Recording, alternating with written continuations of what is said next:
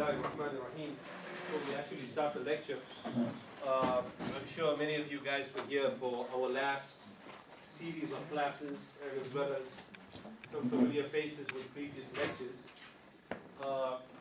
When being invited for this particular series of classes, there's something different about this session and about this series, in the sense that fortunately we had some time to prepare for it, quite a few weeks, and as a result, all the input, especially regarding material, was given from you guys or people who represented you. My purpose of standing here is to take those same suggestions that you have presented in front of me and to develop it into a class and to develop it into something which I would call a coaching lesson. You see, any discussion, in order for it to be viable, has to be practical. And a person has to receive some important lesson from them. Likewise, in a similar vein, our lesson today, focusing on Surah Kawthar, the Surah Inna A'ataynaka al-Kawthar, it is designed to be such that not only, inshallah, will I speak on the theoretical parts of the surah, its reason for revelation, why it was revealed, and the circumstances of its revelation.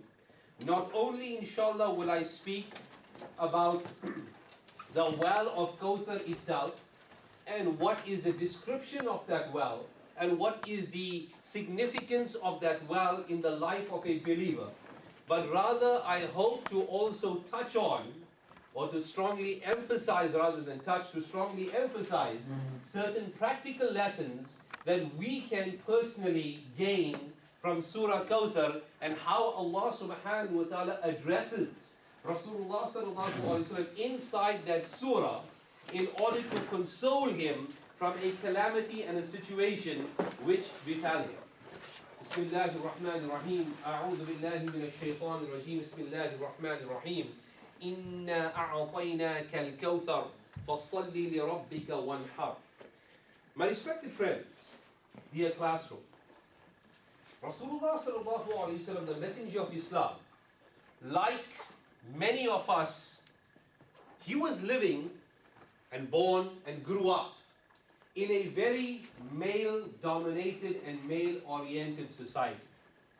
The strength of a man would not just be gauged on his wealth. Wealth was only the part of a person's wealth.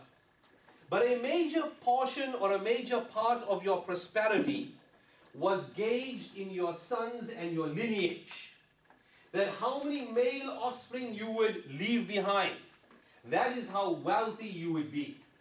And when a person would leave behind majority female offspring, or even a single female would be born inside that household, it would be termed in Arabian society as a form of disgust or some form of issue that this person here has a problem, a defect inside his household.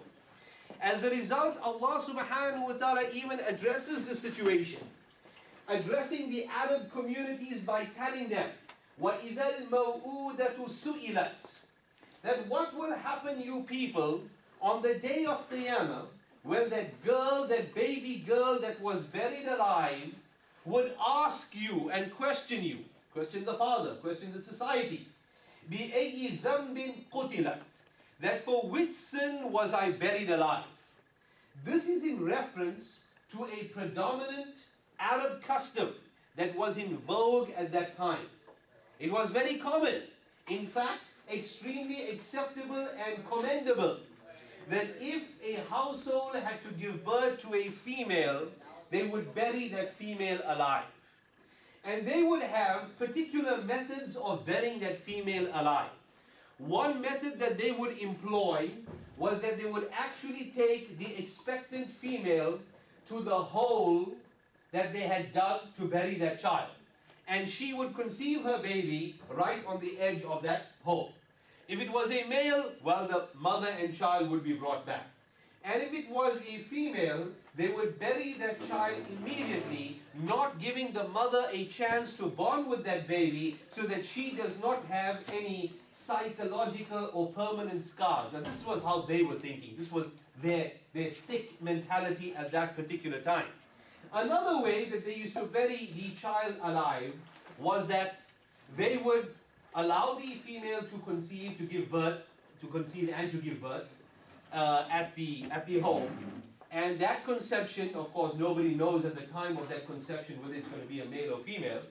At the time of delivery, rather, I stand corrected, at the time of delivery, they would now see whether it was a male or a female. Now, if it was a female, they would give her a chance to grow up.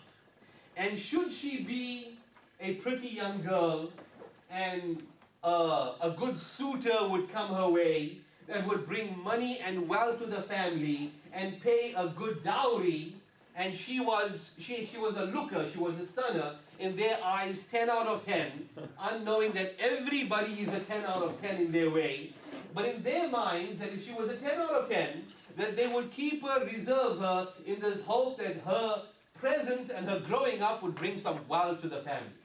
And in their minds, she was not beautiful or she was not presentable, then at the age of about 2 or 3, that she is showing no prospect of blossoming into a good-looking girl, they would take her then and they would bury her alive. In fact, a person came to the Prophet Muhammad sallallahu alaihi wasallam while there when he was already in Medina and said that, would Allah subhanahu wa ta'ala forgive me? I am now a Muslim. I have done heinous crimes in my past. Would Allah subhanahu wa ta'ala forgive me? The Messenger sallallahu alaihi wasallam said that yes, indeed, Allah subhanahu wa ta'ala will forgive you, for you are now a Muslim. He says, I can't even mention my crimes. Eventually he got about to telling Rasulullah sallallahu alaihi wasallam that crime that he committed. And his crime was such that it would melt even the hardest of hearts. And he said that, I buried my daughter alive. But I didn't just bury her alive just like that.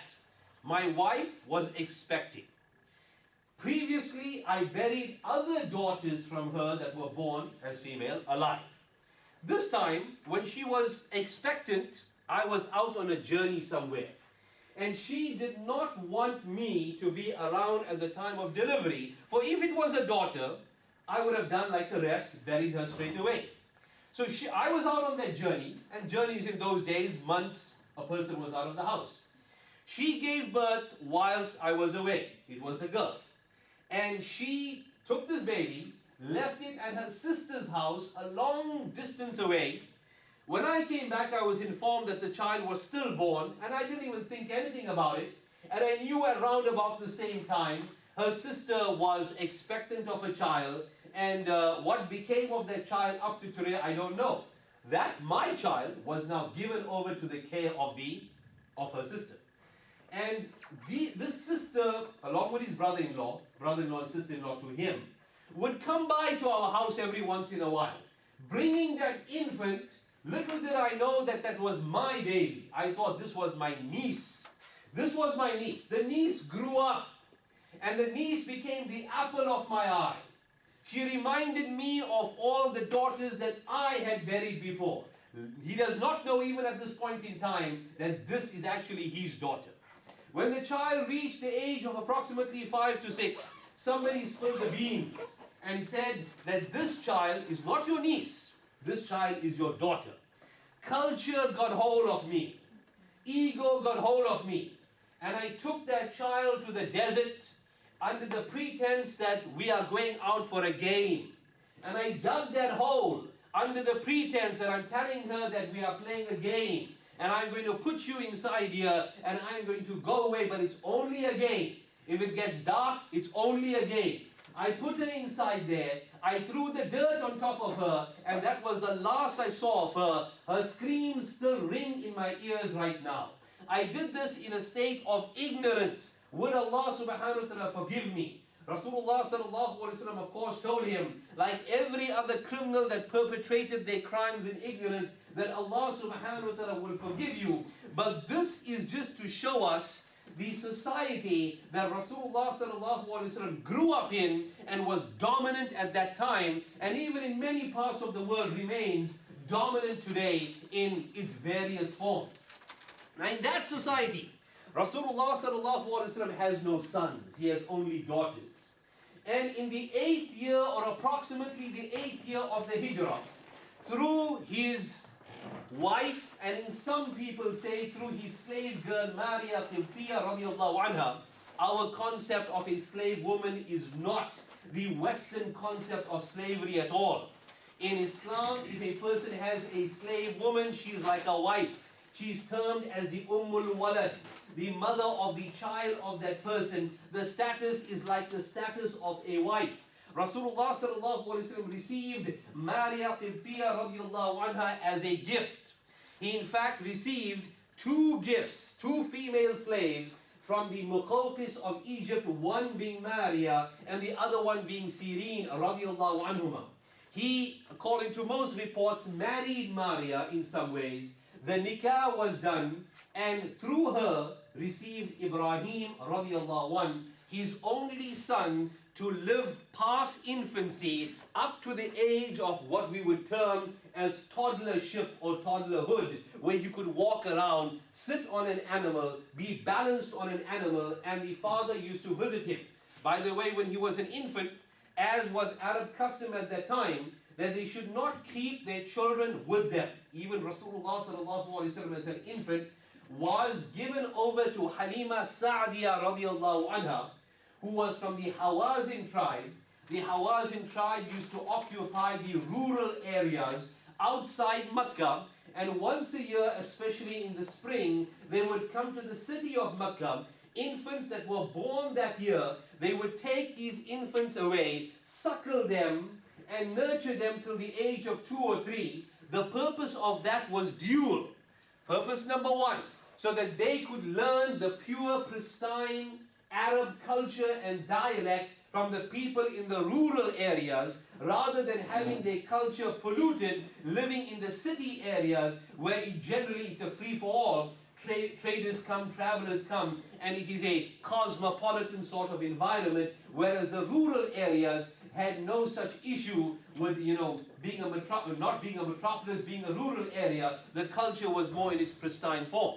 The second reason why they would generally send the infants out is because in those days the cities would be plagued with all sorts of diseases. And if one person catches it, well, the whole city is at threat. One person catches the plague, that plague is going to spread in the whole city because of various reasons. That was the structure of the cities in those days. To protect the infants, they would send them to the outskirts. This happened to the son of Rasulullah sallallahu alaihi wasallam as well. He was taken in by an Ansar family on the outskirts of Medina, and Rasulullah sallallahu alaihi wasallam used to visit his son every so once in a while. He would play with the baby, and together with the mom of that child, they would visit the baby for a while and would come back to their home in Medina, anticipating when the child is about 2 to 3 years old, the child will be returned back to its original home out of the foster care of that particular family. In this period of time, when Ibrahim radiallahu anh was 1.5 years old, approximately 18 to 19 months, in the end of the 9th or the beginning of the 10th year of the Hijrah, he passed away. The exact circumstances of him passing away is unclear. And when he passed, of course, Rasulullah sallallahu alaihi wasallam was grieved at the passing of his son. Why would he not be? The mother Maria radiallahu anha was as grieved as Rasulullah sallallahu alaihi wasallam. She expressed her grief to Rasulullah sallallahu alaihi wasallam when Rasulullah sallallahu alaihi wasallam informed her that Allah subhanahu wa ta'ala has appointed 2 wet nurses there in Jannah to complete the suckling of Ibrahim. And if you so desire, if you so wish, I will make dua to Allah subhanahu wa ta'ala that the veils between you and between him are removed so that you could see your son being in peace. Maria Qibtiyya